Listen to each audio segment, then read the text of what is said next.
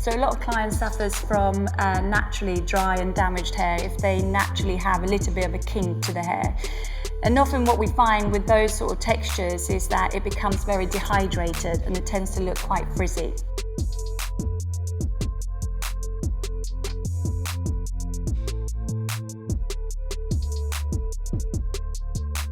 In the salon, we would use the moisture shampoo and the conditioner. We often use the treatment base with the smooth booster as well. If the hair is slightly finer, we tend to intermix the smooth booster with the moisture conditioner because that's a slightly lighter formulation. So it will smoothen the hair, but it doesn't weigh it down. When we have textures that are slightly more coarse and a little bit more wavier as well, we tend to use it with a booster cream. So we use the treatment base of the cream mixed with a smooth booster.